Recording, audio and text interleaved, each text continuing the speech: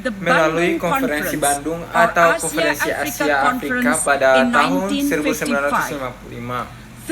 Melalui asas Bandung ke-10, kami menyerukan penghormatan terhadap hak asasi manusia dan piagam PBB, kedaulatan dan integritas teritorial, kesetaraan semua ras dan seluruh bangsa, penyelesaian perselisihan secara damai dan peningkatan kepentingan bersama dalam kerjasama.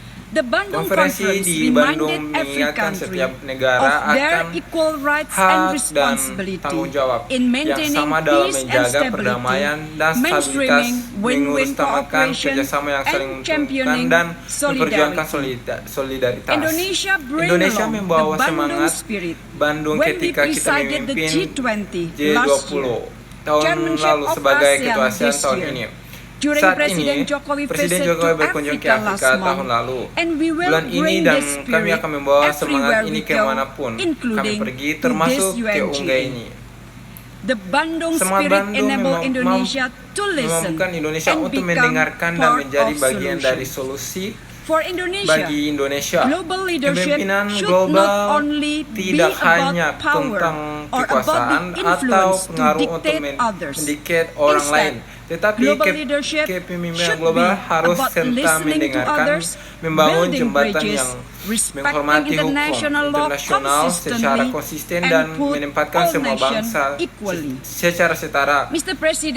Tuan Presiden membangun kembali kepercayaan dan menyalakan kembali solidaritas global adalah tim untuk tahun ini, karena hal ini sudah tepat waktu dan tepat pada waktunya. Kita kembali berada di perasingan strategis seperti pada tahun 1955. Defisit kepercayaan muncul kembali, kekurangannya solidaritas muncul kembali. Situasi ini telah menghambat pencapaian SDGs, khususnya bagi negara-negara selatan. Pertanyaannya adalah, apakah kita benar-benar memiliki komitmen untuk membangun kembali kepercayaan untuk solidaritas global untuk mencapai target bersama-sama? Akankah kehadiran kita hari ini di UNGA benar-benar membawa komitmen dan menunjukkan kesiapan menuju persatuan global dan tanggung jawab kolektif saat berdiri di hadapan sidang PBB yang terhormat ini? Kami banyak mengucapkan kata-kata baik dan janji. Beritahu kami jujurlah pada diri kami sendiri. Apakah kami melakukan apa yang kami katakan? Apa kami lakukan jika semua melakukannya dengan komitmen untuk menjaga apa yang kita katakan dan apa yang kita lakukan? Aku yakin situasi dunia saat ini tidak akan seperti yang kita lihat saat ini, di mana defisit kepercayaan semakin dalam, di mana perbedaan melonjak tinggi dan tajam. Kita dulu perang dan konflik membuat kita terpecah belah. Masalahnya adalah kita bertindak dengan cara yang berbeda-beda dari apa yang kita katakan. Kita dengan cara yang berbeda-beda tentang kita yang lakukan. Kita tidak menjalankan apa yang kita katakan. Bapak Presiden yang mulia, lagi menurunkan saat ini, saya ingin berpikir tentang bagaimana kita dapat membangun kembali dan menghidupkan kembali solidaritas global yang sejalan dengan apa yang kami bayangkan melalui Semangat Bandung. Pertama, kepemimpinan kolektif global. Keyakinan akan kata tidak dapat didefinisikan oleh segelintir orang yang perkasa. Kata yang damai, stabil dan sejahtera sebagai hak dan tanggung jawab kolektif. Semua negara besar dan kecil, utara dan selatan, maju dan berkembang, kita semua harus melakukan bagian kita dengan bekerja sama untuk mencapai tujuan bersama ini.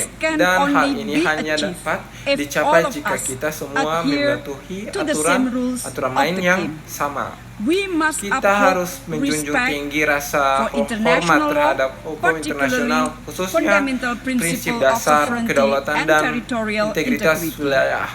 Hal ini akan memastikan bahwa perselisihan tidak akan terjadi lagi akan diselesaikan di meja perundingan daripada di medan perang. A collective responsibility is also needed juga to the diperlukan people terhadap of rakyat Palestine Palestina and dan Afghanistan. Karena For terlalu too long, lama kita we have akan allowed our banyak Palestinian menderita bagi brothers and saudara-saudara sisters to Palestina. suffer. Indonesia will not tidak back an inch akan in our support for mendukung Palestinian kita terhadap statehood. Palestina.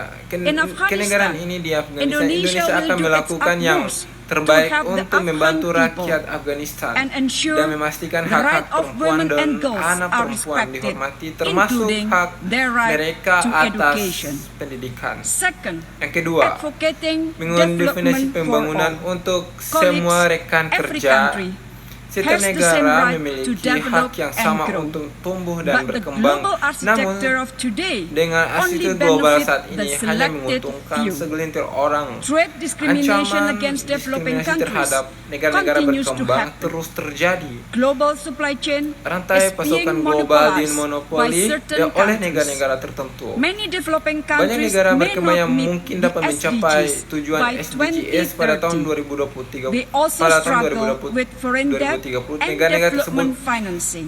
membiayai pembangunan. All of this Semua will ini akan contribute to berkontribusi eroding terhadap trust and solidarity.